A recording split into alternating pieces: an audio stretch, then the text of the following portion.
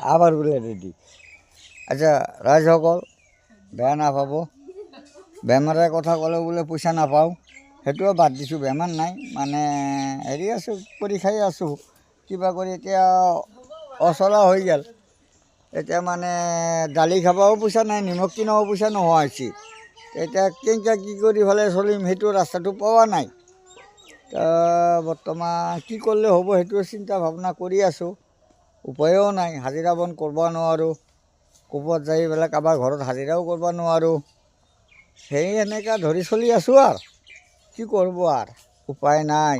আৰু এতিয়া পইচা পাতিও নাপাওঁ, ক'তো কোনোফালে লাইন নাই। এইকাৰণে এনেকৈ আহি পেলাই আছোঁ। আমাৰ সুজিত দে ভিডিঅ' কল কৰি আছে। মোৰ নাম দুখী দে, দুখী দে, আমাৰ নাম দুখীয়া দে।